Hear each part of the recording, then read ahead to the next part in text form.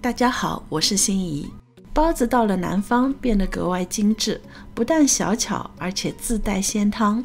不论是开封的灌汤包、淮扬的大汤包，或者是上海的小笼包，它们的共同特色就是皮薄、灌汤而不破，而它的口感要软而不粘牙。为了达到这个高标准，这个视频我们先来研究2件事情。第一个，怎么样和面才能够让面皮在很薄的时候还能够软？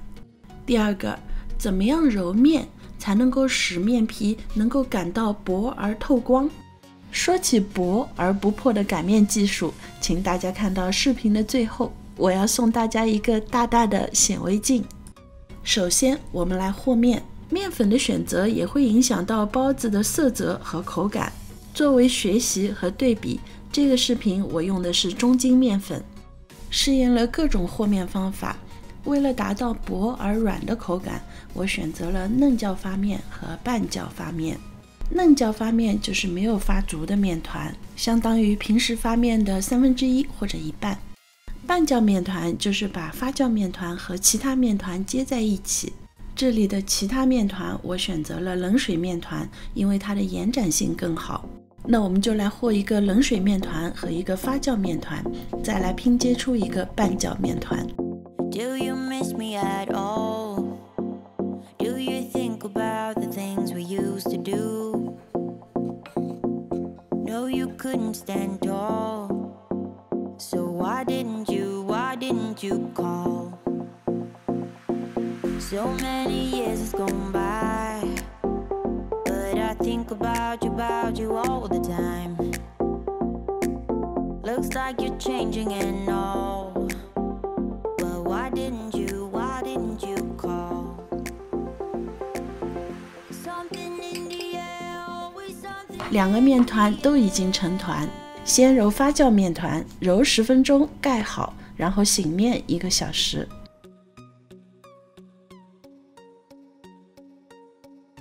然后开始揉冷水面团，这里的冷水面团揉的比较讲究，3揉3醒。如果你力气大，可以用手掌来揉，用手掌根把面团推出去，可以感觉到面团和桌面之间的摩擦。毛糙的一面对着手心，光滑的一面对着桌面，重复5分钟。汤包精致，皮就要非常薄。皮要擀得薄，首先揉面就有它的讲究。这个时候有一个要点，就是面团要转90度。有的时候桌面特别吸水，这个时候可以在手掌心放一些凉水。这里有一个省力的办法，就是用擀面杖来压面，取代人工揉面。如果你有中间粗2头细的大擀面杖，会比较省力。擀成长椭圆片，然后1叠3。这个时候要注意几个细节。第一个，每次1叠3都是朝不光滑的那一面叠。第二个，也是要转90度再接着擀。第三个，毛糙的一面对着台面，擀面杖擀光滑的那一面。如果需要，可以2手交叉，用手掌往外推一推，方便擀制。如果你力气大，可能5、6次就可以了。如果你和我一样撑不到很长，可能要重复10次。慢慢的，面皮变得白而光洁，你就知道好了。这时候醒面5分钟就完成了第1揉第1醒。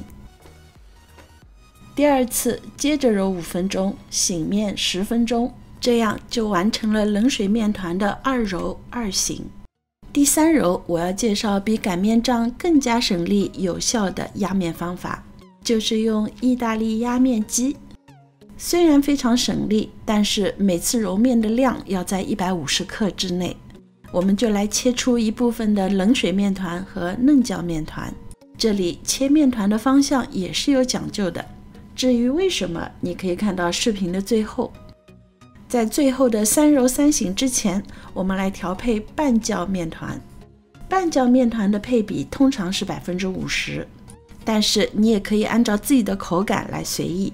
这里我用了70%的冷水面团和30%的嫩酵面团。第3杆用压面机自然是非常省力。之前我们用它来做手擀面，为了口感光滑，我们用的是淀粉，但今天是用来擀包子皮，直接用面粉就可以了。压面之前，先把多余的粉给它拍掉。每次压面的时候也要转90度，把毛糙的一面先放入压面机。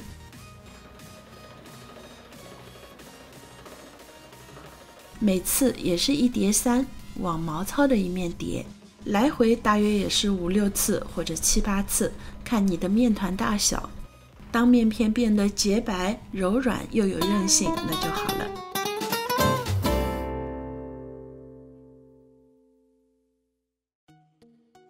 这里有一个细节，就是把你的大拇指按在面片的中间来掌舵，最后一次把它卷起来，接缝朝下，用布盖好，最后醒面20分钟，3揉3醒就完成了。汤包皮之所以可以不二不破，靠的不是蛮力感，恰恰就是这个3揉3醒和其中的各个细节。肉馅的调制用于不同的汤包也可以略有不同。下一个视频是小笼包，我再来介绍我的调制方法。面团揉顺了，搓调就方便，而且还漂亮。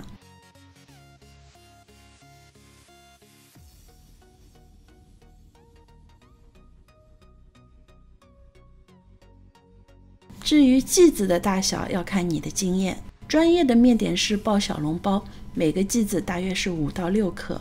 当然，学习需要一个过程，今天每个剂子我下15克。切剂子的时候可以45度来回转，目的是等下压剂子的时候尽量能够保持圆形。等量的剂子可以包出等量的包子，包子的大小一致，那么蒸的时间也一致。看一看3种面团，嫩酵、半酵和冷水面团，质量相等，体型不同。把它盖好，开始擀皮。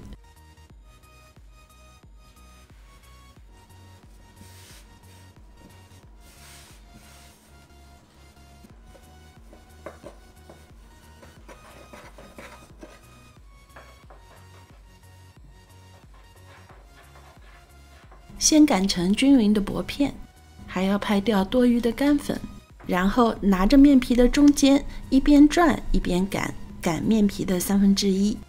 这个时候你会发现，这个皮子特别容易擀薄，它的秘密就在前面一系列的揉面细节里。如果你想知道里面的原理，就看到视频的最后。放馅的时候，中间的3指稍稍往下弯，像个小碗一样。馅包的多少，根据自己的经验循序渐进。15克的皮，我能包30克的馅。褶皱的第一捏，你的大拇指可以放在汤包的外面，或者放在汤包的里面。然后就是推拉捏，推拉捏，慢慢的往前进。你的右手大拇指一直捏着第一捏，你的左手大拇指控制着馅和皮，另外配合着左手的3个手指往前转。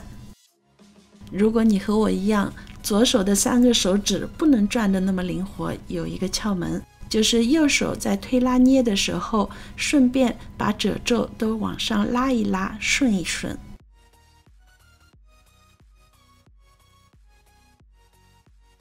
这个时候你还是要注意，你的右手大拇指的指尖一直没有离开第一褶。褶皱的数量一般在12到24个。包子皮越大，当然越容易；包子皮越小，难度越高，手指越要灵巧。Look out, here she comes, the woman that I love. It's too bad she'll never know. Yeah, I can't tell her how I feel, because she has someone who makes her happy. I'm a ghost in these walls, or at least I try to be. 'Cause I hope that I'm not showing how I feel for her, but she won't feel the same for me. I've got this picture in my mind just the two of us, just the two of us. But I know I have to try to let her go, because she won't be mine. I listen. 汤包的收口可以敞开，也可以闭合，因为前面一系列的和面和擀面都非常讲究，所以你现在在擀皮和包汤包的时候，一定比以前顺手。美丽的汤包就包好了，蒸制的时间大约8到9分钟，味道鲜美，皮薄而不破，我给它打7分，因为这个皮擀得特别成功，好用不破。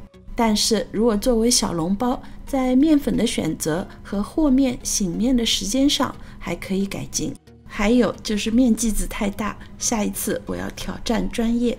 视频到了这里，我想解释一下为什么我认为这次的擀面那么成功。我们来假设这些竹签子都是放大了的面筋，如果我们一直像初学的那个样子，随意没有方向的揉面，那所有的面筋就是这样杂乱无章的。为了让面皮很薄而不破，我们就要把面筋像织布一样织成十字交叉的网络。所以我今天才一再强调要转90度，转90度。当我们把面筋网络织好的时候，就像这样。当然你要用你的想象力来想象，这些白色的绳子也是无限多的。当我们揉成一大块面团的时候，就是这样的。所以我们在分面团的时候，就要像专业师傅这样横着切。然后我们把面团搓成条，它的侧面就是这样的，再把它切成一个个小剂子。剂子的切面是这样的，然后我们会从侧面把它压扁，再擀成薄片。用你的想象力把它无限放大，它的网络结构就是这样的。正因为这样的网络结构，你才可以继续把它擀得更薄，而且还很牢。